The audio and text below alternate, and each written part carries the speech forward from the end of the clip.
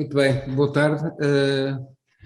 Bem-vindos às conversas com convidados da Rama, residências artísticas que têm lugar nos estúdios da Rama, nas aldeias de Maceira e Alfeiria, Torres Vedras.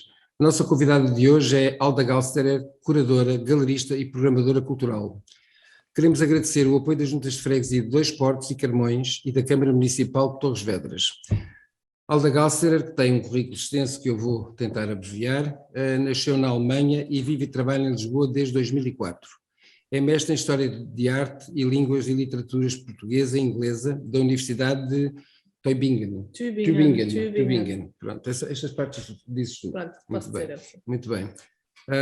E mestre em Estudos Curatoriais da Faculdade de Belas Artes da Universidade de Lisboa, em consórcio com a Fundação Carlos Gulbenkian. É historiadora de arte, curadora, galerista, programadora cultural e cofundadora e diretora da Galeria Belo Galsterer e também membro e fundadora da Associação ARCCSL, que gera o Centro Cultural Carpintarias de São Lázaro, em Lisboa. Só um minuto. Isto é um currículo, não é? Escreve regularmente para catálogos, exposições, revistas de arte e cultura e, no passado, colaborou como produtora de exposições e catálogos com o Centro de Arte Moderna da Fundação Carlos Gulbenkian, em Lisboa, entre 2004 e 2008. Colaborou também na comunicação, produção e artist liaison, Sim. Distintivo, pronto, com galerias como a Galeria Filomena Soares em 2004 e Baginski entre 2007 e 2011. Foi cofundadora e curadora do projeto de promoção nacional e internacional de arte contemporânea em Portugal, projeto Mapa de Artistas de Portugal 2010-2020. Exato. Durante uma década ainda trabalhou como mediadora cultural de vários grandes museus de Lisboa, entre os quais o Centro de Arte Moderna da Fundação Gulbenkian, que já falámos, o MAT e o Museu Bernardo, com o qual continua a trabalhar pontualmente. Na nossa conversa vamos falar sobre o projeto da Rama, sobre duas studio visits aos artistas residentes da Rama e sobre a sua experiência nas diversas áreas que tem desenvolvido a sua atividade. Como habitualmente, para quem está a assistir online, peço o favor de desligarem o microfone no painel de controle Zoom. No final desta conversa haverá um espaço para quem quiser colocar questões, os que estão aqui presentes nos estúdios da Rama e quem está online a acompanhar-nos. Muito obrigado. Boa tarde, Alda. Muito obrigado pela tua presença nas conversas da Rama. Começaria pela... Obrigado pelo convite já agora. Um prazer. Começaria precisamente pela Rama e pelo contexto das residências, da tua primeira visita, que teve um âmbito mais alargado dos artistas que estavam a apresentar trabalho, e hoje que estamos prestes a inaugurar uma exposição com dois artistas residentes, eu não diria reincidentes, mas que voltaram a ter um programa específico, o primeiro, de outros que seguirão, em que num mês de trabalho desenvolveram cada um o seu projeto específico para a exposição que inaugura no próximo sábado. Assim, eu acho que entre a primeira visita que eu fiz, que no fundo foi a minha primeira visita ao espaço da Rama com os artistas que cá trabalham, ficou evidente a diversidade e a heterogeneidade de todos estes artistas no formato de trabalho, nas técnicas e até nos temas escolhidos, que sendo no fundo aqui a Rama um polo unificador, cada um dos artistas no fundo acabou por tirar do espaço e do sítio onde a Rama se insere aquilo que lhe interessa mais até a níveis pessoais, e isso transforma depois os trabalhos e torna-os únicos e especiais, e acho que isso ficou muito evidente na primeira visita que eu fiz, que foi muito interessante e muito intensa, porque foi um dia inteiro de ver trabalhos de artistas e todos eles muito diferentes, e cada vez que uma pessoa olha para um novo trabalho tem que se desligar no fundo daquilo que viu anteriormente e voltar a ter uma tela branca na cabeça para poder absorver a nova informação. Isso é um exercício muito bom, mas também muito complexo e cansativo. Pronto. Mas é bom. Exigente. É exigente, sim. Também é uma boa palavra. E, portanto, isso gostei muito e cheguei a casa e estava assim, tipo, já não consigo ver mais arte. É bom sabermos isso. E hoje foi um bocadinho diferente, porque foram 4 ou 5 artistas, ou talvez 6, que apresentaram o seu trabalho aqui, e que foi mais compacto, até porque houve núcleos de trabalhos mais acabados, não é?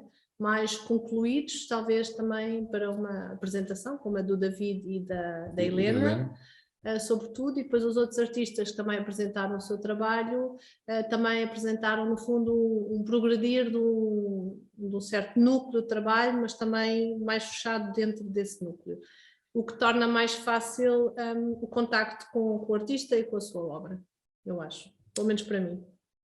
Muito bem. Eu tenho aqui uma questão que se prende com a minha formação e a tua, na parte que é comum e na parte que não é comum. Tu tens formação em curadoria, fizeste programação cultural, como eu li no currículo. Até que ponto é que essa formação, e há outros curadores pelo mundo inteiro que ou abriram as suas galerias ou participam de galerias, como é que é, enquanto galerista com a formação de curadoria e por vezes fazendo curadoria, o teu olhar sobre o trabalho do artista, porque a galeria tem outros aspectos que a curadoria diretamente não tem indiretamente, e não é só o que diz respeito ao facto da galeria vender obras de arte, da forma como expõe. Claro, o trabalho de uma galeria, em primeira linha, é comercial, não é? Porque a galeria alimenta-se e vive da venda das obras de arte. Não quer dizer que não se possa fazer boas exposições em galerias, que tenham uma coerência curatorial ou uma história para contar que seja interessante para toda a gente, acho eu, na minha ótica. Não tem que ser contraditório. E é um bocadinho isso que eu tenho também tentado implementar no programa da galeria, em conjunto com os artistas, desenvolver ou estar presente no processo artístico, no sentido em perceber o que é que se está a passar, depois também para, na montagem no espaço da galeria, ter uma presença positiva e construtiva. O que eu acho que é também o papel de um curador, no fundo, é mediar entre as obras de arte e o espaço e criar uma narrativa coerente. Em muitos casos, com os artistas que já têm a ideia muito clara e depois, no fundo, é só tirar dúvidas, que é às vezes um bocadinho diferente da lógica do curador que imagina uma exposição e que tem o seu discurso e depois escolhe obras para, no fundo, sublinhar ou explicar ou evidenciar esse discurso. Sim. Discordas comigo? Não discordo, mas não discordo. Há uma outra característica que não só a tua galeria, mas que a tua galeria foi marcante sistematicamente, que é em cada exposição há uma conversa e há por vezes visitas de estudo, mas a conversa existe sempre. Sim, desde o início. Existe também noutras, mas talvez com uma variabilidade diferente. Isto eu acho que é uma marca do teu trabalho. Até que ponto é que isso tem, independentemente de haver mais ou menos frequência, que tem a ver com calendários, com disponibilidades, etc., o que é o teu eco da experiência desse tipo de programa? É assim, ao longo dos quase 10 anos que a galeria existe, as conversas que nós denominamos desde o primeiro, passado 1 ano ou 2 anos que tivemos a galeria, demos um nome a estas conversas de Encontro Arte, no fundo, o encontro com arte, mas assim para ser um nome, uma brand que as pessoas reconhecem e que seja fácil de dizer e não é só aquela conversa com os artistas na Galeria Belgalster, é o Encontrar-te, e o Encontrar-te com o artista X ou Y e muitas vezes também uma pessoa convidada que permite um olhar, um terceiro olhar sobre a exposição do artista ou da artista e as suas obras de arte. Que eu acho que é sempre um processo válido e que permite também um outro tipo de mediação entre a obra de arte, o próprio artista que está presente na conversa e que apresenta e fala do seu trabalho, a um público mais alargado, que tanto pode ser público especializado ou um público geral que só tem curiosidade porque conhece aquela pessoa ou porque quer saber mais sobre uma exposição da qual ouviu falar ou que gostou de ver. E acho que as conversas fazem também parte, no fundo, de um projeto que a Galeria implementou desde o início, que é estar próximo dos públicos e não ser uma galeria que se distancia e que, no fundo, ocupa um lugar elitista onde só os entendidos falam sobre a arte e mais ninguém. E isso foi sempre uma coisa que me incomodou, entrar em galerias onde de repente só somos cumprimentados ou só falam connosco se já somos conhecidos por quem lá está. E eu acho que uma galeria deve ser também um trabalho, um espaço onde toda a gente possa entrar, porque para já, a entrada numa galeria é gratuita, portanto é para todos, não é só para quem tem dinheiro e pode comprar, é para os estudantes, é para quem gosta de arte e quer ver coisas diferentes daquilo que está nos museus, porque na verdade as galerias têm trabalho e desenvolvem trabalho com os criadores de arte contemporânea e que estão vivos e que existem e que estão a trabalhar agora. Eu acho que isso faz uma grande diferença. Não querendo dizer que não haja museus que também fazem esse trabalho. Pronto, mas eu acho que as galerias fazem particularmente esse trabalho e às vezes as pessoas não percebem que existe essa oferta. Acentuar o particularmente quer dizer que a frequência das vossas exposições também é maior.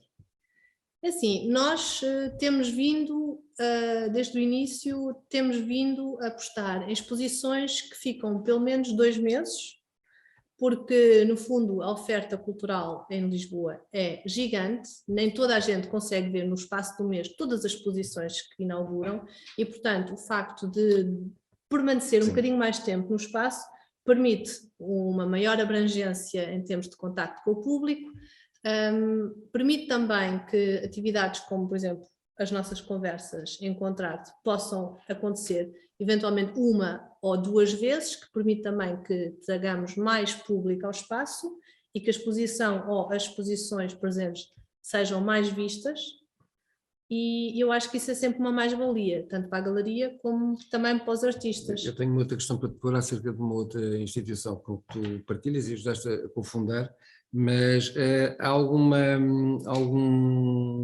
que tu tenhas ou uma noção de que essas conversas fizeram vir pessoas à galeria que voltaram e que num determinado período ainda não tinham começado a frequentar ao longo de 10 anos? Não sei se percebi a pergunta. Foi um bocadinho confuso. Em 10 anos foram aparecendo pessoas nas conversas e houve pessoas que voltaram, mas que não tinham vindo anteriormente, por exemplo. Isso é Sim. Porque às vezes são pessoas que vêm com outras pessoas. A criação de público não é uma questão episódica, mas é uma questão de continuidade. Mas é depois uma questão de continuidade. E há pessoas que gostam de vir às conversas e podem não vir à inauguração, mas depois vêm às conversas. Esta questão da divulgação da arte numa galeria comercial é uma questão que eu acho que todos os galeristas e todos os agentes do meio põem. Como é que isso foi pensado na programação das carpintarias, que tu és associada, não é só tua, mas sendo que estás aqui, à altura podemos falar nisso. Como é que isso foi pensado no âmbito das carpintarias, que é, digamos, um género de modelo de centro cultural e não é uma galeria? Porque aí há... São 2 modelos completamente diferentes. Na tua formação muito híbrida e muito multifacetada há essa, ou seja, há essa inscrição de... As carpintarias de São Lázaro são um centro cultural, portanto são uma instituição. Têm uma abrangência muito maior, não trabalham só sobre arte contemporânea, mas sobre as artes contemporâneas, que inclui tudo, a dança, performance, a música, o teatro, até a gastronomia, o cinema, a música, pronto, tudo isso. E, portanto, na galeria somos muito mais seletivos e muito mais, talvez, monocanal, porque é arte contemporânea. Não quer dizer que dentro da arte contemporânea não apresentemos também uma grande variedade de meios, porque desde obras de videoarte, a escultura, a novos mídia, a pintura, desenho, gravura, já apresentamos tudo, eu diria. E, portanto, nesse sentido, não somos uma galeria que só apresenta uma coisa ou outra coisa, nem vamos só um nicho ou outro nicho. Agora, observo ao longo dos 10 anos que, assim, talvez o desenho e a pintura tenham prevalecido em grande parte. E isso é curioso, mas é também talvez um sinal daquilo que é feito pelos artistas no final. Mas também da vossa escolha e da vossa seleção. Sim, e também depois também da nossa escolha e seleção. Mas normalmente quem escolhe os artistas para a galeria sou eu. E quem trabalha mais depois no programa das exposições, etc. e eu não escolho o artista por causa de ter um meio ou um determinado meio de trabalho. Até interessam muitas vezes mais os artistas que têm um trabalho mais abrangente. O Paulo Brighenti, que é fundador da Rama, é um bom exemplo porque ele trabalha desde das 2 dimensões às 3 dimensões e, por exemplo, na última exposição que o Paulo fez na galeria, em 2019, a Cascata, aí ele interveio fortemente no próprio espaço da galeria. Sim. Pintou uma das salas com pigmento amarelo, depois demorou imenso tempo a sair. Que é o pigmento das esculturas. Exato, o pigmento das esculturas. E, portanto, essa intervenção total no espaço também é uma coisa que altera a nossa percepção, não é? Total do espaço da exposição e que eu acho muito interessante e que são coisas que me interessam. Um outro artista que também tem uma grande versatilidade e multidisciplinaridade é, por exemplo, uma artista com que nós trabalhamos, que é a Mel O'Callaghan, é australiana e trabalha desde o vídeo, à performance, à escultura, à pintura. E também faz desenho, mas o desenho é mais técnico e preparativo para o trabalho final. Faz muitos desenhos para pensar o espaço, as esculturas, pronto, mas são de ordem mais técnica os desenhos dela. Muito bem. Eu penso que poderia ser a altura de visitarmos alguns projetos, não só para tu rememorares, mas para falarmos de alguns projetos na área da programação cultural e nessas outras áreas que tu desenvolves e que agora temos aqui este... A possibilidade de compartilhar.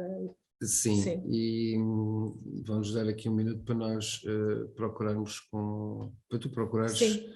O que achas talvez que pode ser... um projeto que eu gostava de falar. Sim, parece-me bem.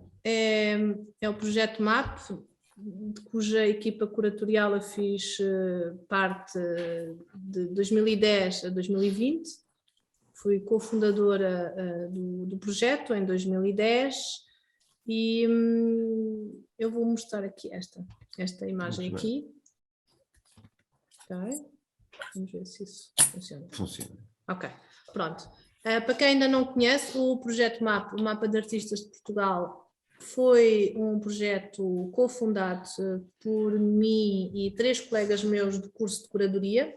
Foi, no fundo, um projeto que nasceu de uma vontade de olhar para a cena artística em Portugal e tentar percebê-la melhor, por 4 jovens curadores, ou pessoas que queriam ser curadores e que partilhávamos todos uma parte da nossa história que tinha acontecido fora de Portugal e encontramos em Portugal e essa vontade de perceber melhor o meio, no fundo, fez-nos pesquisar a história da curadoria, outras exposições, projetos, e chegamos a uma exposição que aconteceu em 1969, na Kunsthalle de Berna, com 4 artistas que fizeram uma exposição que chamaram a Exposição dos Amigos. E essa exposição compilou imensos artistas dos anos 60 e que, num olhar de retrospectiva, apercebemos-nos da teia que interliga todos estes artistas, porque eram todos eles amigos, e percebemos quem nessa altura trabalhava entre a Suíça, a Alemanha e a França. E nós quisemos, no fundo, aplicar essa mesma metodologia à cena artística portuguesa, até para explicarmos a nós próprios melhor como é que ela funcionava entre os pares. E, portanto, criamos aqui o projeto MAP, o Mapa de Artistas de Portugal e não de artistas portugueses, porque já na altura era muito evidente que em Portugal encontravam-se não só artistas portugueses, mas também estrangeiros, e que todos eles colaboravam e trabalhavam em conjunto, ou eram amigos, ou partilhavam ateliês, ou etc. E como é que estes artistas funcionavam em conjunto? Era isso que nos interessava, e também tentar perceber como é que nós podíamos, no fundo, criar uma ferramenta que não ia repetir algo que já existisse. E quando eu digo algo que já existisse, era, por exemplo, nós queremos perceber quem é que são os artistas que trabalham num determinado país. Podemos ir aos museus e ver as coleções. Podemos ir às galerias e ver quem são os artistas representados. Mas em todo este caso, todos estes casos, os artistas são, no fundo, selecionados por alguém que cria uma hierarquia. No fundo, dizer, tu és um artista digno de trabalhar na minha galeria. E eu reconheço-te como artista, por isso é que eu te escolho para a minha galeria. O mesmo dá-se com as coleções de arte. É um colecionador ou um colecionador privado, uma instituição que diz, tu és digno de estar numa coleção. E é por isso que tu estás na minha coleção, ou na nossa coleção. No caso do Projeto MAP, o que nós queríamos é que os próprios artistas dissessem quem são os seus pares. Claro que também há aqui uma legitimação ou um processo de seleção que é o artista que diz, este também é artista, eu reconheço-o como artista, é o meu par e por isso é que eu quero convidá-lo para fazer parte desta teia de relações, e foi assim que nós construímos o Projeto MAP, para ser um projeto e uma forma alternativa de olhar para uma cena artística sem ser por este ângulo da hierarquia de alguém que tem poder e pode legitimar um artista para estar na coleção. E quem é que tem poder para legitimar um artista? Olha, na verdade, o próprio artista, e quem... Mas eu acho que quem legitima artistas são os próprios artistas.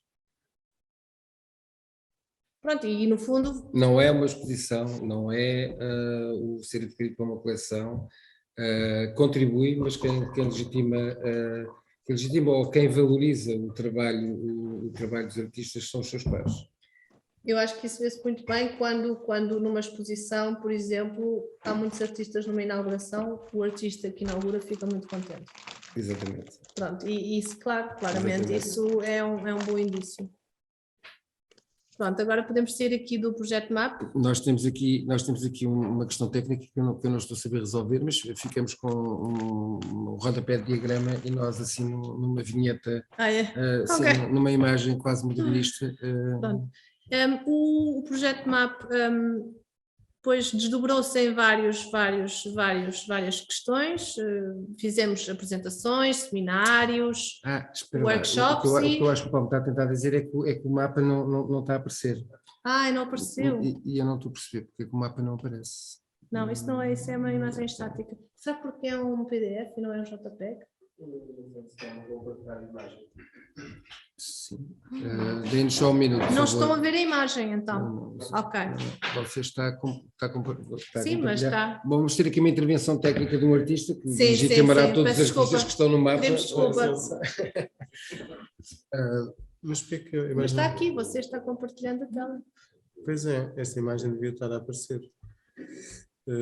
Vou fechar. Nós ficamos com a tua imagem, que é uma imagem muito simpática e agradável, e não dissemos que temos atrás um trabalho da Helena Valsecchi, trabalho que vai ser apresentado em exposição agora. Não, também não. Também não. Ok, então faz lá interromper o compartilhamento e... Se calhar interromper... Não sei quem ela não aparece. Está aí, olha. Clica agora. Ok. Agora sim. Agora sim? Agora aparece? Ok, pronto. Não sei o que é que tu fizeste. Não, a responsabilidade terá sido minha, como habitualmente acontece, para dar uma certa cor à conversa.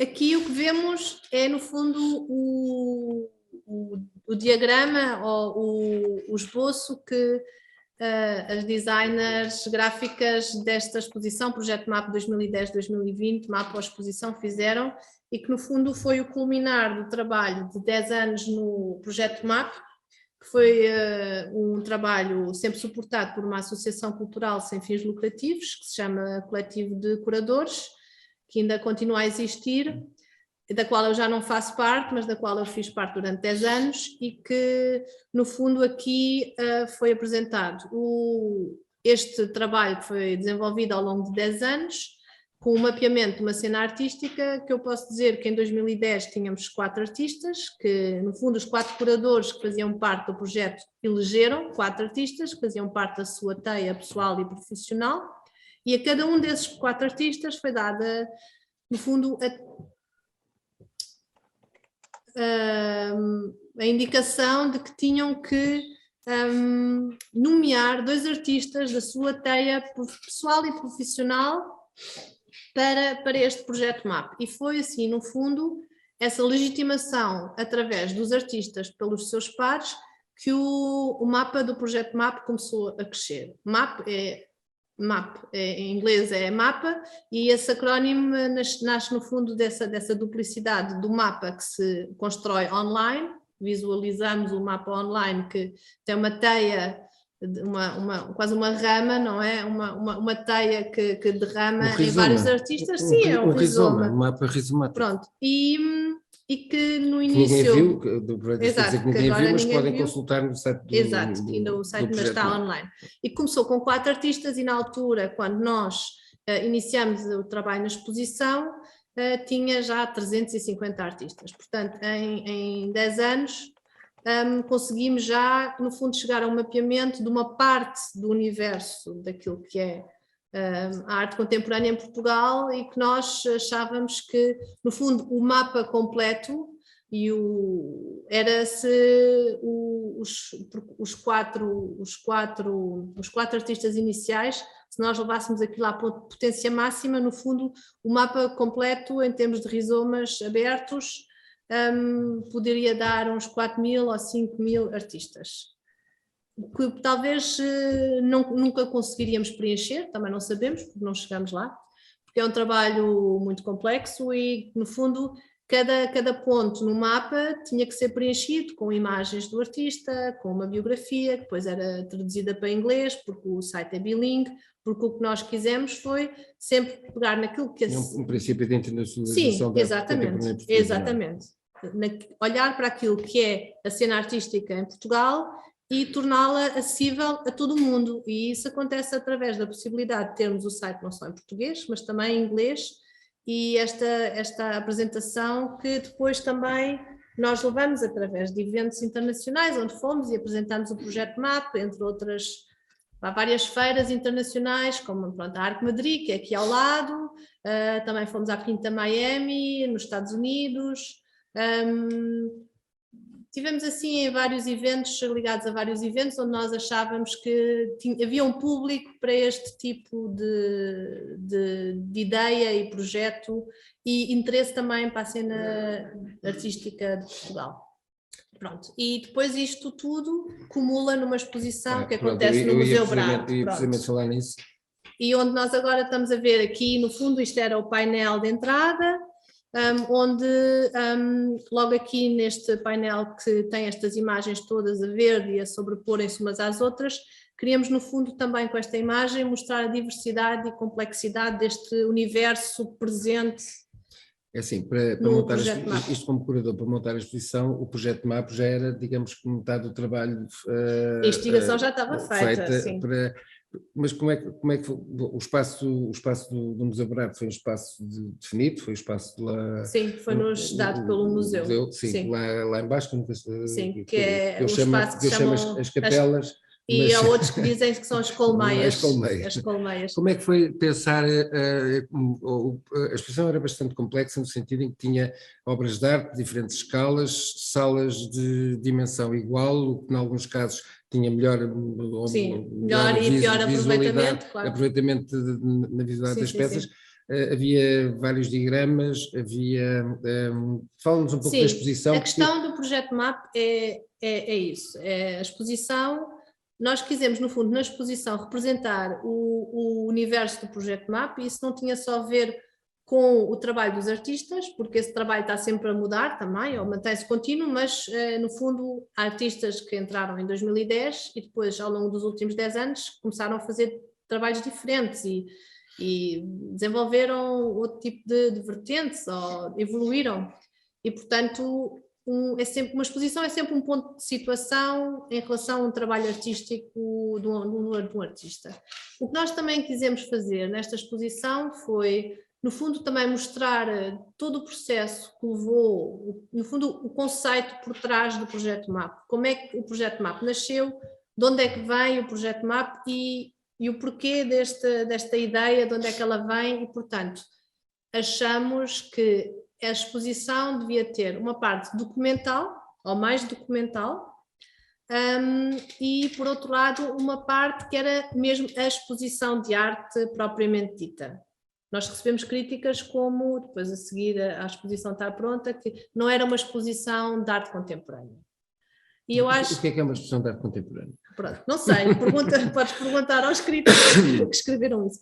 Mas para nós foi importante mostrar no fundo que havia antes do Projeto MAP, e onde é que vem a ideia até do Projeto MAP, que tem a ver com esta exposição de 1969, e quem são esses artistas que estão nessa exposição e o que é que eles pensaram na altura, que claro que é completamente diferente, eles não foram nada sistemáticos, nós é que fomos porque tivemos uma ideia de fazer as coisas de uma determinada forma e criamos o nosso próprio sistema para fazer as coisas e para não criar um caos. Eu vi a exposição e, aliás, participei a vosso convite num breve num depoimento, não é? Que é bem interessante sobre a minha experiência com o projeto que acompanhei desde o início. Se a exposição era de arte contemporânea ou não, eu não acho que não era um projeto de MAP do Renascimento, portanto, era uma exposição sobre o período da arte contemporânea em Portugal. Se era uma exposição só de arte, não era uma exposição só de arte. Se o espaço condicionou, e aí eu acho que condicionou em parte a visibilidade de algumas obras, e inclusive a visibilidade da informação e de arquivo que estava exposto. O espaço era bastante, mas o espaço foi aceito, portanto o espaço era bastante difícil para fazer. Eu acho que aqui o que também foi importante para nós é podermos fazer uma exposição do Projeto MAP com umas condições que só o museu nos consegue dar e isso... Uma pessoa quando se trabalha fora do museu percebe-se o que o museu faz. Exatamente. Eu acho que neste caso também para nós foi também uma forma de legitimar este trabalho de 10 anos, que foi sempre pro bono, que nós fizemos um trabalho de 10 anos de divulgação, de escrita, tradução, divulgação, sem recebemos um tostão. E todos os concursos de DG Artes que nós ganhamos era para reinvestir no projeto. Pronto. E, portanto, para nós era muito importante esta parte, podemos finalmente mostrar a um grande público, porque o projeto MAP Online era para um determinado público mais específico. Agora, uma exposição num museu... Mas também para público museu, investigador, universitário... Sim, claro, académico, para outros artistas, para curadores, para colecionadores... E eu acho que as nossas presenças em feiras também contribuíram para isso. E também fizemos uma grande divulgação junto do público académico, porque fazíamos workshops e seminários, usando o projeto MAP também um bocadinho para falar daquilo que era a cena, era e é a cena artística em Portugal.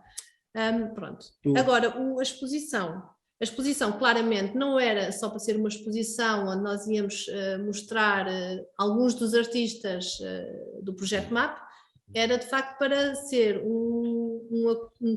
uma súmula daquilo que era a parte do trabalho de investigação, como é que tínhamos chegado a este conceito, que acho que é uma parte interessante. Sim. E que nós, no fundo, depois fizemos uma separação das duas partes, tudo o que era passado e tinha a ver com essa parte da investigação, tinha no fundo um fundo negro, um fundo preto de tinta preta ou cinzento escuro, e onde havia uma parte mais antracite, pronto, um espólio mais documental, não obstante também algumas obras de arte que se relacionavam com essa história também, e onde tínhamos também a possibilidade de apresentar o acesso que tivemos em 2010 a vários arquivos nacionais e de museus e de Kunsthalle, e que nos foi que partilharam connosco, e que foi muito interessante também apresentar isso no contexto da exposição, para nós também percebermos um bocadinho como é que foi a exposição que aconteceu em 69, a exposição dos amigos, que se chamava mesmo assim. E portanto eram 4 amigos que começaram a convidar os seus amigos e de repente, em vez de 4 artistas, eram 51 artistas que apresentaram 200 e tal obras. E num processo muito descontrolado, porque eram os anos 60, era everybody does what he loves to do, e era muito free spirit, e sempre mesmo anti-establishment, não é? Pronto, no nosso caso, não somos anti-establishment, não era bem pro-establishment, mas era tipo, nós tínhamos a noção de que se nós não controlávamos por exemplo, o número que os artistas pudessem nomear, de repente havia um que ia propor 10 amigos ou 10 artistas e o outro só Sim, ia isso propor podia um. ser exponencial ou podia ser redutor. Sim, exatamente. Não, E isso tem que haver um critério, uma pronto, metodologia. e nós escolhemos essa metodologia dos dois porque também pensamos assim, há um crescimento exponencial. Já agora, para quem Pronto. está a ouvir e não tenha acompanhado tão bem o projeto MAP, faz pouco, mas podem não ter acompanhado, Sim. o nós é quem? O nós, em 2010, eram a Filipe Almeida, a Verónica de Melo, o Moritz Elbert e eu. Ok. Portanto, 3 mulheres, a Filipe e eu, ambas da História da Arte, a Verónica, arquiteta, e o Moritz Elbert, designer de produtos. A Verónica que se E veio, designer também. A Verónica que se veio tornar ainda em conjunto contigo Sim, curadora. e depois, em 2015, o Moritz sai de Portugal. O Moritz eu diria, é o verdadeiro europeu, mais que eu até. Quando as pessoas me perguntam qual é a minha nacionalidade, eu digo sempre que eu sou europeia, porque nasci na Alemanha, mas hoje em dia eu vivo quase há 20 anos em Portugal e portanto... E o teu português é bastante compreensível, é? Pois, já viste? O meu pai é alemão e a minha mãe é portuguesa, portanto aí explica-se alguma coisa. Mas o Moritz nasceu em Estrasburgo, de pais alemães, e depois cresceu em Veneza. E ele, quando chegou a Portugal, ele era mais italiano do que alemão. Achei-o sempre mais macho man do que... É verdade. Muito bem, bom. E portanto, é engraçado. E a Verónica tinha vivido 14 anos na Venezuela, depois de ter nascido em Portugal, mas os pais foram para lá trabalhar e depois ela voltou com 16 anos para Portugal.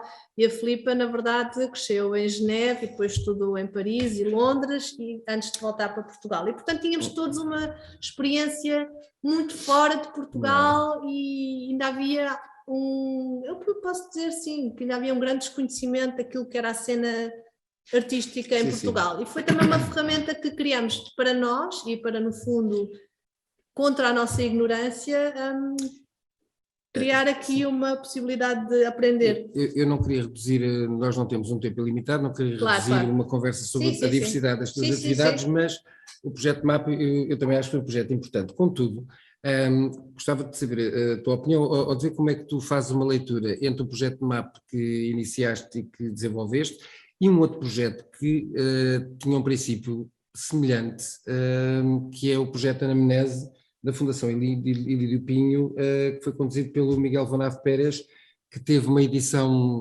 impressa, uma edição num robusto e espesso volume, e depois esse projeto também não teve continuidade, sendo que o vosso, não sei se virá, digamos que a completar, penso que o espírito é semelhante ao princípio, aliás, como eu disse erradamente, é que não é o mesmo. Sim, eu acho que há uma grande diferença entre o projeto MAP e o Anamnese, porque o Anamnese é, no fundo, o ponto de situação da cena artística numa década em Portugal, entre o início dos anos 90 e o início dos anos 2000.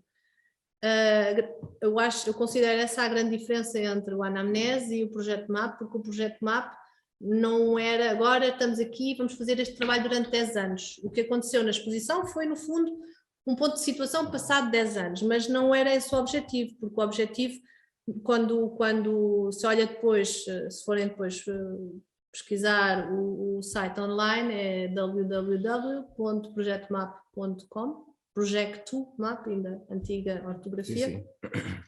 No fundo, como é um rizoma, é sempre em crescimento. No momento em que os artistas deixam de nomear, é que ele começa a morrer ou deixa de crescer e aquilo que está. Aquela imagem que eu mostrei que ninguém viu. Mas podemos tentar outra vez suspender a imagem, dar um certo... Vê aqui. Aqui. Sim. Tem que ser aí? Ok. Eu acho que sim. Ok. Nós também podemos ir à net. Podemos ir à net, Pronto, portanto, aquela imagem que eu tenho é uma imagem de uma altura do projeto MAP. Acho que ir aqui, talvez. Depois passar para ali, não sei.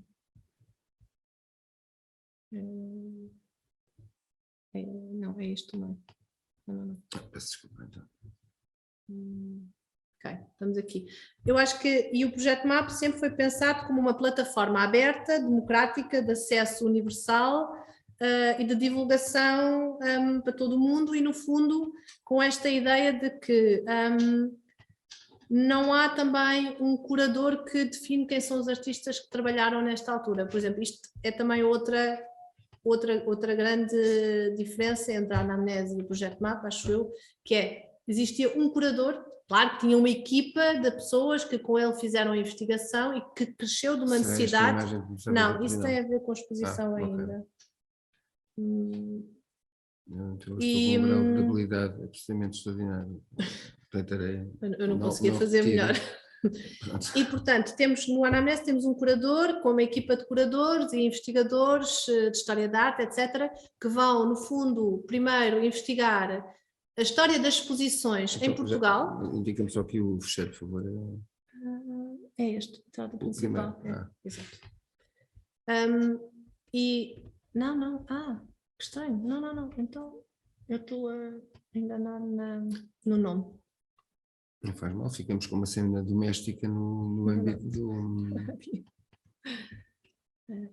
Isto é... Então... Não. É início. Estamos na pasta errada. Então, é aqui, vista do mapa, do projeto. Mapa. E agora vamos ver se vê a imagem, que eu presumo que não vê. Não vê a imagem, estou aqui a ver a Lute, está assim, a fazer assim que não. A vista a imagem? Sim. Abri. Agora vais a compartilhar lá em cima. Ok.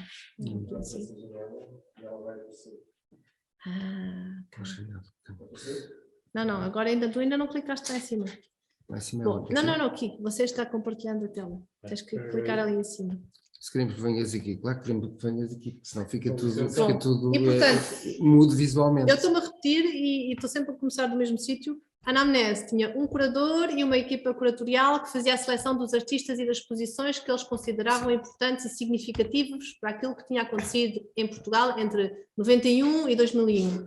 No caso do projeto MAP, o nosso objetivo era dar, no fundo, empoderar os artistas. Hoje em dia gosta-se muito de usar esta palavra, que, pronto, eu acho que... Eu acho, sim, empoderar os artistas, empoderá-los de eles serem as pessoas que definem, no fundo, quem que eles podem escolher ou querem escolher, e dar-lhes esse poder. No fim, eu não sei se é empoderá-los, se é refletir o que é que o próprio contexto artístico... Não, mas é exporem, no fundo, as suas teias relacionais dentro do meio das artes.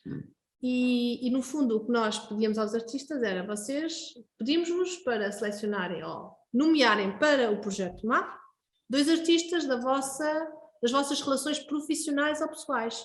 E é muito engraçado como há aqui muitos artistas, há vários que até propuseram o seu próprio parceiro, marido, mulher, amigos, e que depois, por exemplo, hoje em dia, vários deles ainda continuam casados, outros não, e depois também existem artistas que fizeram nomeações, como por exemplo, um bom exemplo que eu gosto sempre de apresentar aqui, é o Rodrigo Oliveira, que nomeia o Pedro Cabrita Reis, que é um artista totalmente referencial para ele, e por outro lado depois também nomeia a assistente de ateliê dele, que era a Raquel Melo na altura.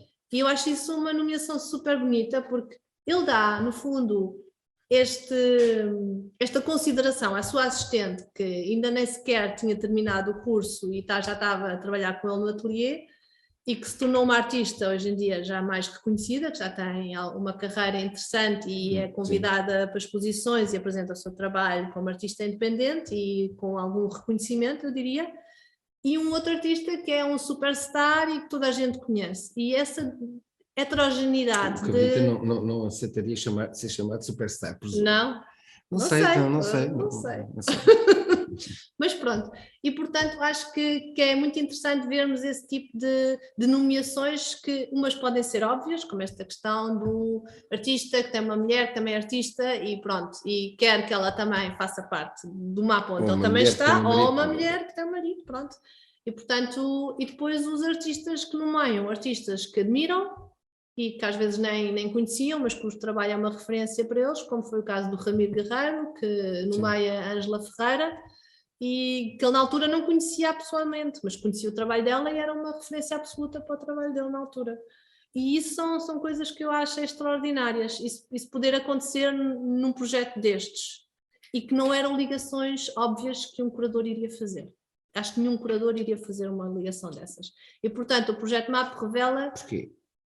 Não sei, porque não estaria nem aí. Não estar aí? Não, podia nomear ou selecionar a Ângela Ferreira, mas não nessa ligação com o Ramiro bem, Carreiro, tá bem. percebes? Pronto. Sim. Sim, E, portanto, o que é sim, interessante estamos é a como falar é que tu estamos a falar chegas... de artistas no meio Não sei, artistas. toda a gente está a ver agora o mapa que está aqui? Eu presumo que sim. Sim? Ok. Por exemplo, como é que uma pessoa que está aqui, por exemplo, temos aqui o Pedro Barateiro, que selecionou, ou nomeou Ramiro Guerreiro e Ricardo Valentim, e, por exemplo, o Ramiro aqui, conseguimos, já não me lembro qual foi o outro artista, mas a Ângela Ferreira, depois no meio, entre outros artistas, o João Tabarra. Este mapa já está completamente ultrapassado, porque aqui temos representado 1, 2, 3, 4, 5 gerações de nomeações. Neste momento o projeto MAP, desculpa, já chegou às 10 gerações de nomeações. Aqui, por exemplo, temos a Ana Pérez Quiroga do outro lado, que nomeia a Marta Vengrovius, que nomeia, por sua vez, o Alberto Carneiro, e que depois nomeia o José Barrias, que, entretanto, já nos deixou e faleceu, e o Carlos Barreiro. E estes dois artistas que estão aqui, o José Barrias. José Barrias, não, o José Barrias. Sim, o José Barrias e o Carlos Barreto. Sim, o José Barrias é um artista português que, nessa altura de nomeação, já há muitos anos e décadas que já não vivia em Portugal. E, portanto, interessante como estes artistas que são, no fundo, não estão presentes em Portugal, mas estão presentes nas memórias e nas relações dos artistas que vivem e trabalham em Portugal. Mas o José Barrias com alguma presença? Sim, tem, porque ele está em várias coleções e por isso também aparecia em exposições, etc. Mas, no fundo, quem podia ser nomeado para o projeto MAP eram ou artistas portugueses e estrangeiros que viviam e trabalhavam em Portugal, no momento, ou artistas portugueses a viver fora de Portugal, porque na maioria das vezes os artistas portugueses que vivem lá fora voltam sempre para Portugal e estão muito presentes em exposições ou até porque têm representações galerísticas em Portugal. E, portanto, fazia-nos muito sentido esta possibilidade de nomear todos estes artistas dentro desses parâmetros. E, no fundo, isso foram os parâmetros que nós demos para o projeto MAP, que podem sempre contestar, mas uma pessoa cria um certo regulamento ou uma certa ideia de funcionamento e depois rege-se por essas regras. E foi o que nós fizemos e pronto. E acho que mostra que a cena artística de Portugal é muito heterogénea, tem artistas que trabalham desde o desenho à pintura, ao documentário, à videoarte, à instalação, à escultura, todo o tipo de meios, todo o tipo de temas, desde os mais políticos aos mais apolíticos, que só têm um interesse na estética e por aí além, e portanto esta heterogeneidade e esta diversidade da cena artística de Portugal acho que está muito bem representada no projeto MAP e foi no fundo isso que nós almejamos quando o criamos e que foi nosso objetivo também tentar ver onde é que nós conseguimos chegar com o projeto MAP. Aquilo foi um projeto experimental de 4 curadores que ainda não eram curadores na altura e que apostaram numa coisa a dizer vamos ver o que é que isso dá.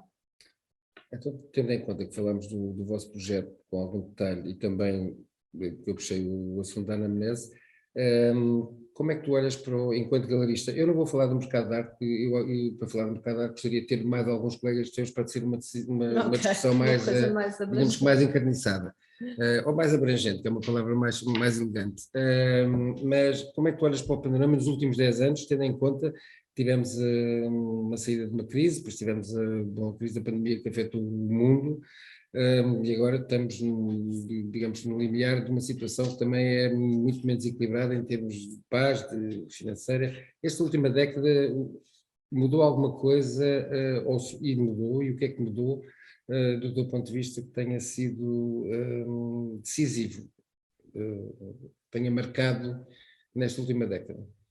Eu acho que uma das grandes diferenças que eu sinto e senti E agora com o Covid é um bocadinho difícil porque ainda estamos a tirar aqui o pulso à coisa, porque houve muita coisa que deixou de funcionar e ainda está a voltar a querer funcionar, portanto, mas assim até antes do Covid, até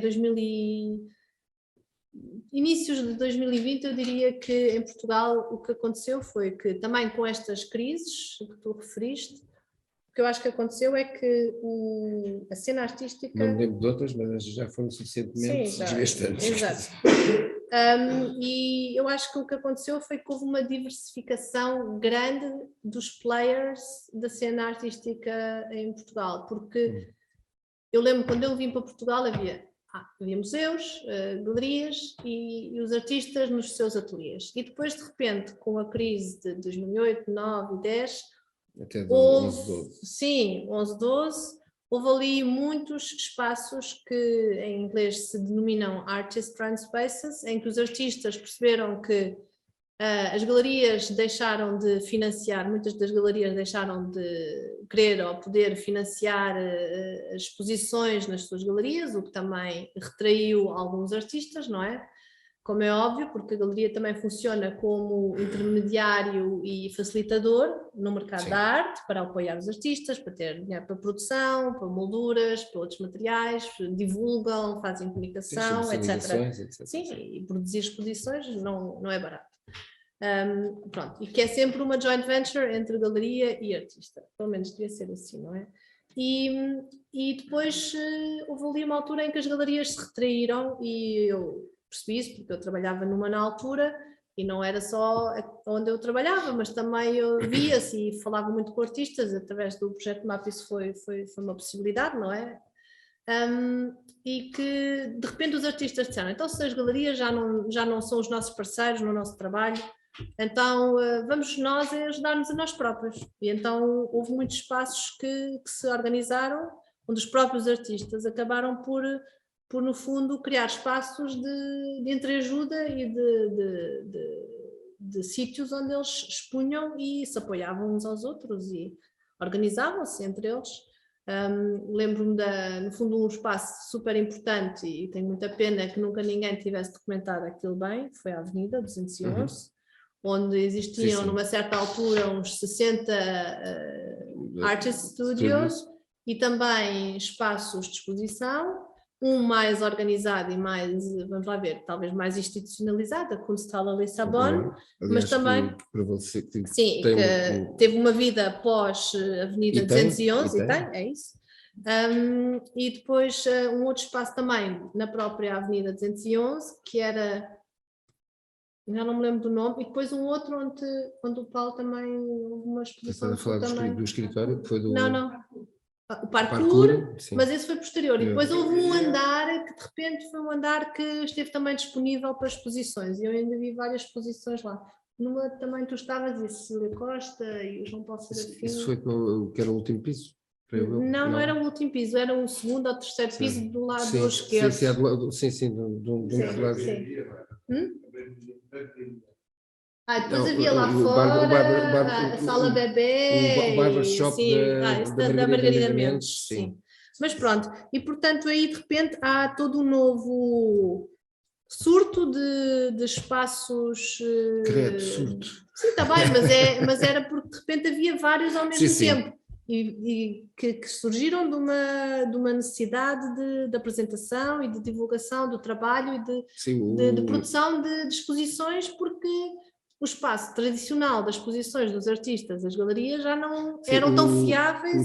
O 211 da Avenida acaba por ser um modelo próximo, não é a mesma coisa, próximo da ideia das EDB, de um espaço, ou seja, quase que de uma cooperativa de artistas, que ali não era cooperativista, eram espaços enquanto o edifício não foi para obras, e foram muitos anos que o edifício não foi para obras, que permitiu, sei lá, o Gonçalo Barreiros, por exemplo, entre outros artistas, estou a nomear um ou outro, terem ateliês e produzirem peças em betão pelas suas próprias mãos, com ajuda de amigos, era uma ideia de coletivo muito é um mix entre autocracia e anarquia.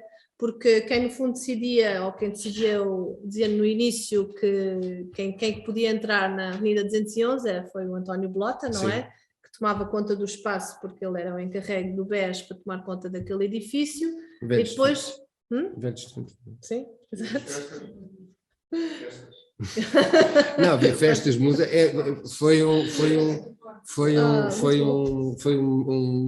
período de anos muito Claro, estamos proativo aqui e muito tipo estimulante. saudosistas.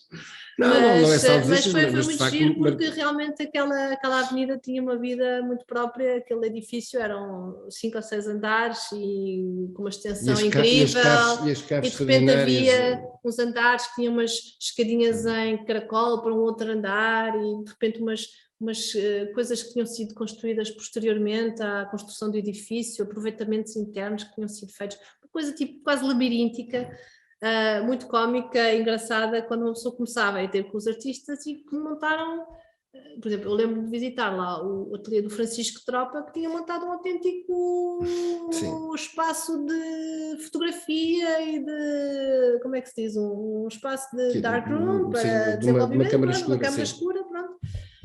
E tudo e mais alguma coisa, e portanto aquilo foi um verdadeiro laboratório. Mais tarde, já quase no final, o Blota montou um projeto com saída para a rua, que era o escritório. Sim. Aliás, sim. E eu estava só a dizer que era, por um lado, autocrático, mas anarco também, porque autocrático numa primeira fase em que o António convida e decide,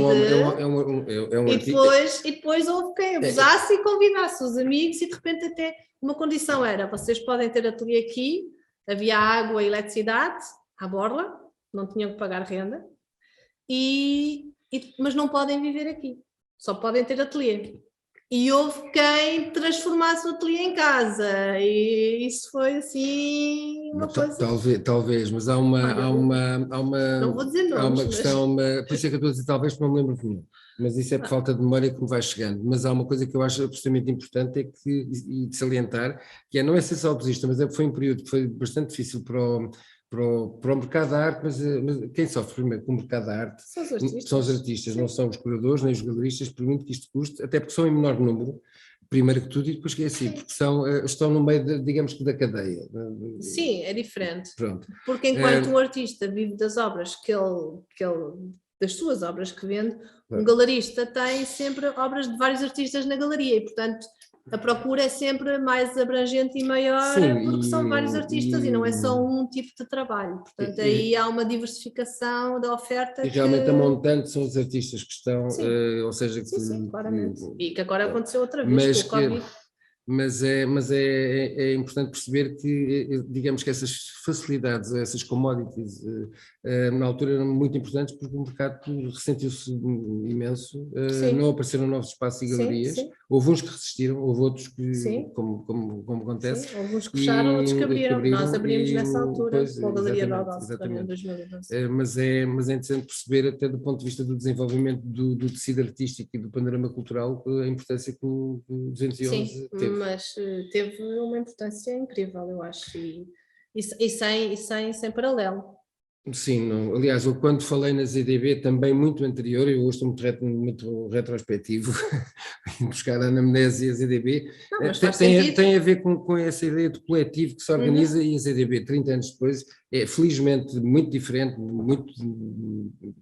ou seja, igualmente dinâmica, exponencialmente, não só por natos, colaboradores, outros intervenientes que passaram por ali, e o 211 provavelmente teria que ter um período, até porque era um empréstimo temporário. Sim. Portanto, o empréstimo temporário era sempre à partida um início, meio e fim. Já pré-programado. Mas toda a atividade de que nós conseguimos fruir foi fruto do envolvimento, empenhamento de artistas, depois colaboradores, ou seja, era um lugar onde se ia para estar, para conversar com amigos, com artistas, com pessoas. Que era onde se marcavam constantes cruzamentos, onde marcavam encontros e... Sim, olha, eu vou visitar o Pedro e depois vou ter contigo. Pronto, e era assim, uma pessoa às vezes passava uma manhã lá. Sim, era muito estimulante. Ora bem, dado o adiantado da nossa conversa, que eu acho que é muito reduzida nos assuntos interessantíssimos que podíamos falar, eu acho que podíamos abrir questões entre quem está aqui a assistir e quem está a assistir online, e que eu espero não emudecer ou tirar a voz, porque eu hoje não estou especialmente hábil a trabalhar com... Mas as pessoas é que podem agora tirar os seus mutes. Portanto, é uma oportunidade para, tendo aqui a Alda Galceira para para lhe perguntar, até porque ela está fora da galeria a 40 km de Lisboa, portanto é a nossa refém absoluta e portanto Oh, vamos... meu Deus!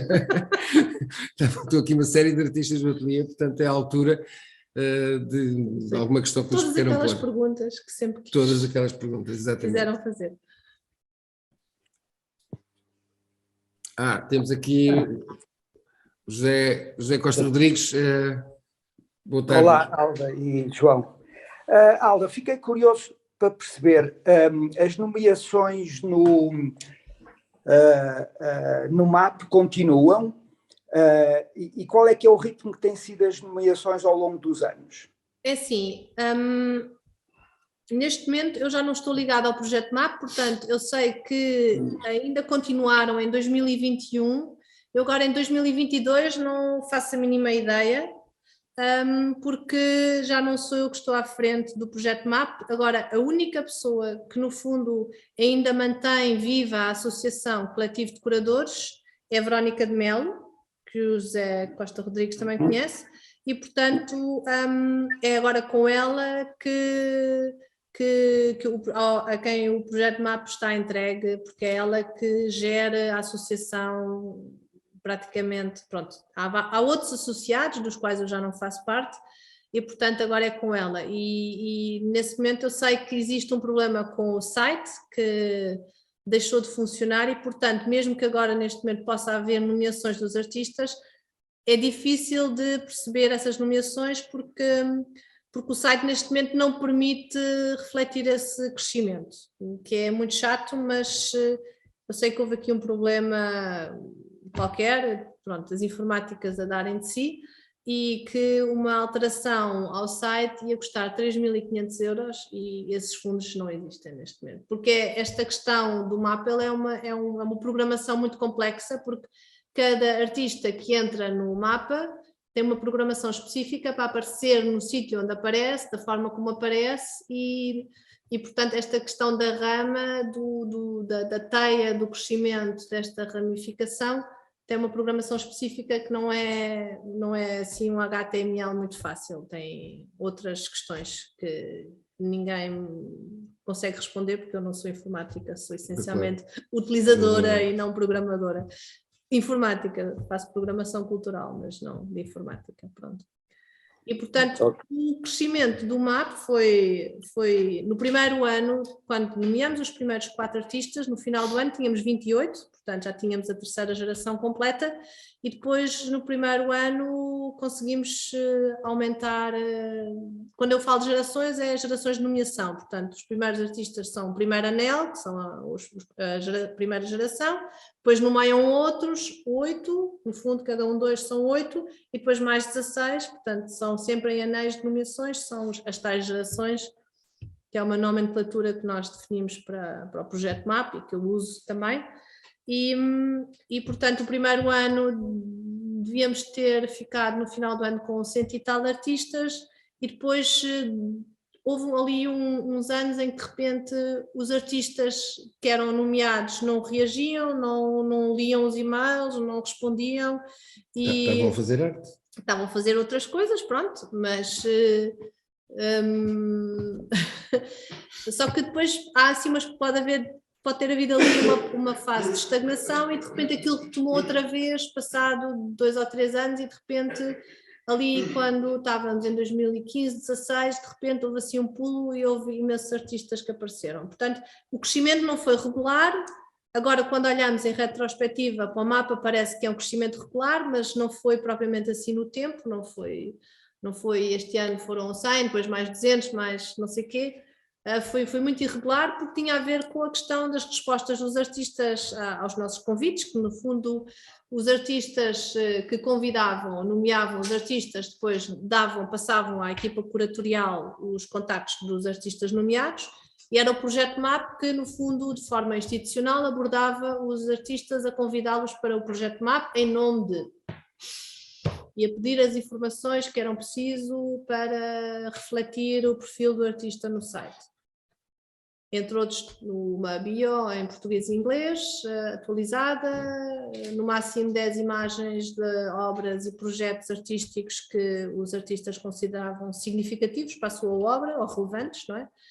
porque depois as obras mudam, não é? Ao longo dos anos há novas obras, mas aqui era um bocadinho fazer o ponto da situação e pensar, até agora o que é que eu fiz? E são estas as obras nas quais eu me vejo representado, ou pelas quais eu me vejo representado, e onde eu acho que, se eu aparecer assim no site, eu estou ok.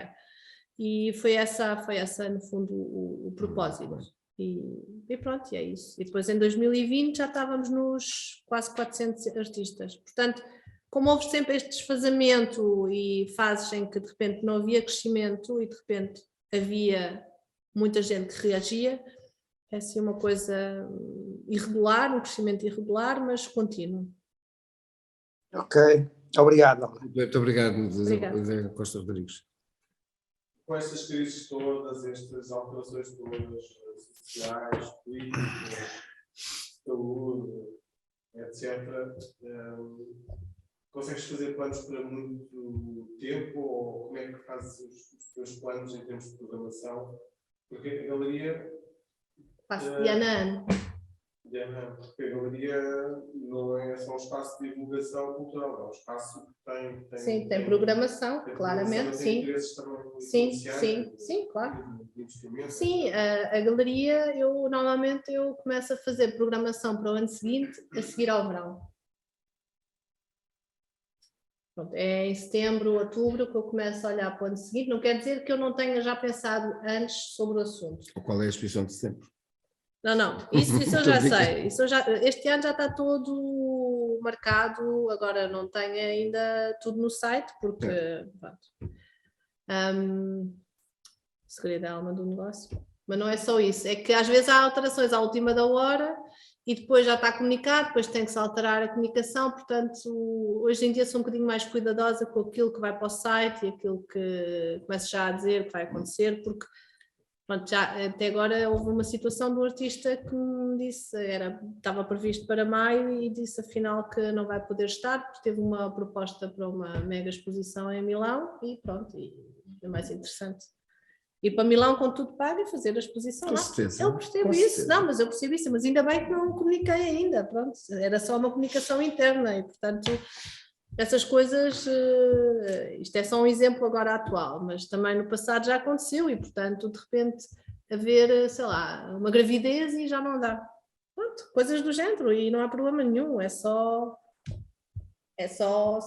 pronto, questões da vida que acontecem e que uma pessoa tem que reagir e reage bem, porque o que não falta são artistas que querem fazer exposições. E eu digo isso sem qualquer arrogância, mesmo com muita compaixão e muita paixão por aquilo que eu faço, porque eu gosto muito daquilo que eu faço. E a programação normalmente é feita há um ano, e são normalmente as exposições na galeria, são exposições que, no fundo, ciclos de exposições que se desdobram sempre, na maioria das vezes, em 2 exposições ao mesmo tempo.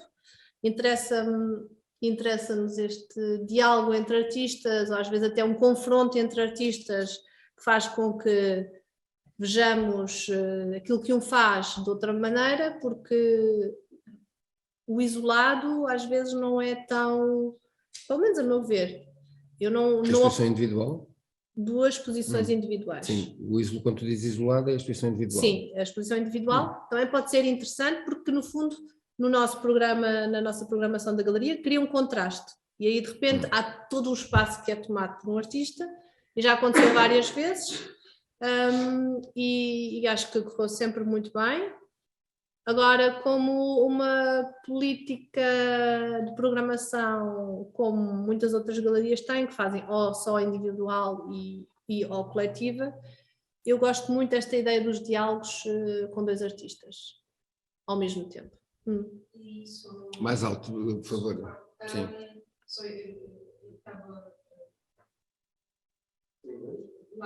I was witness of the conversation on Saturday, which was really nice to have this dynamic going on.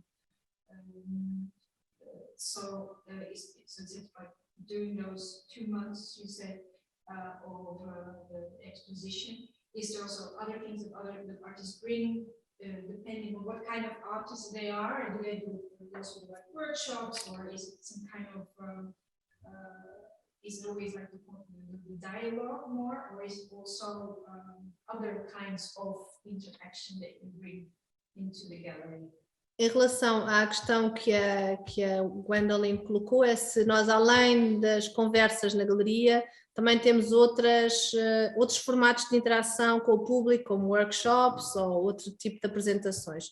Já aconteceram performances, seminários que os próprios artistas deram, por exemplo, nós tivemos performances na galeria com a Rita GT, com a Mel O'Callaghan, tivemos um seminário, workshop sobre escultura contemporânea com o Rui Sanches. Esse tipo de ações também já as fizemos e normalmente corre bem, porque também são bem comunicados, traz público e é uma outra forma de aproximar o público à galeria. Agora, hoje em dia, eu vou bater sempre na mesma tecla, mas há uma oferta muito grande de seminários, workshops de arte, de todos os serviços educativos, de todas as estruturas museológicas que existem em Lisboa e para o trabalho normal de uma galeria, isso já... Em Lisboa e fora de Lisboa, Sim. que inclui a Rama Sim, também. mas tudo bem, mas eu estou a dizer... Claro. Em Lisboa é onde está a galeria e é a nossa concorrência imediata, não é? Em termos de programação. Sim, claro. Portanto, a questão no próximo aqui... sábado seremos concorrentes diretos, porque temos uma exposição inaugurada aqui, aliás, onde estamos com a peça da Helena e do David à nossa frente. Portanto, exatamente. Mas o que eu estou a dizer aqui é que existe uma oferta tão grande a nível cultural e de serviços educativos, de atividades paralelas, visitas guiadas, workshops, seminários... Mas também é para públicos mais diversos, não é só sempre para o mesmo Sim, público. Pronto. Não é monocanal nesse aspecto. Mas aqui a questão é que eu tenho uma boa amiga que vive também em Lisboa e trabalha no museu em Lisboa e que às vezes nós perguntamos quem é que vai a estas coisas todas? Portanto, para a galeria há um core business e que é a divulgação e a comunicação e, claro, a venda também, obviamente, mas esta questão das conversas é algo que encaixa bem no nosso dia-a-dia, que é uma forma direta de falar com o nosso público, que traz as pessoas para a galeria em vários momentos, às vezes temos uma conversa, às vezes temos duas. Este ano vamos fazer também publicações das nossas exposições, portanto há de haver em abril um outro momento da apresentação, da publicação destas exposições, portanto esse tipo de lançamentos também de livros, catálogos, apresentação de publicações ou nossas ou que os artistas fizeram com outras estruturas no espaço da galeria, fazem parte da galeria. Agora, criar novos conteúdos para seminários, workshops, mediação, já é um outro full-time job que teria que ser eu a fazer, que eu não tenho ninguém a quem delegar isso, portanto não fazemos. Já não fazemos quando há vontade de um artista, por exemplo, de fazê-lo, e nós usamos os nossos... Quando faz parte do projeto expositivo. Exato, quando faz parte do projeto expositivo e que o artista tem a iniciativa e quer fazer. Aí, claro, nós apoiamos e aproveitamos e damos o espaço e comunicação e tudo o que for necessário para fazer isso. Não temos a capacidade de sermos nós a inventar outra vez uma coisa nova para fazer no espaço, mas sim, tem a ver com essa questão, mas disponibilidade para isso existe sempre, porque eu acho que é sempre bom falarmos sobre arte e comunicarmos mais e melhor, é sempre bom. Obrigada. Muito bem, estamos a chegar um pouco ao término do nosso tempo, mais alguma questão? Portanto, ficou tudo claro. Muito bem, muito obrigado a todos, a quem esteve desse lado, a quem está aqui, até à próxima quinta-feira, que vamos ter aqui o Nuno Sousa Vieira e vamos ter uma outra conversa voltamos ao formato do artista e tivemos talvez uma primeira de outras e de outros galeristas, embora haja muitas mulheres galeristas em Portugal, o que eu acho curioso. Curioso não acho interessante. Sim, curioso mas curioso tem a ver com comparados com outros mercados. Não serão muitas, mas são algumas e isso é muito estimulante. Alda, muito obrigado a todos. Até breve. Obrigada.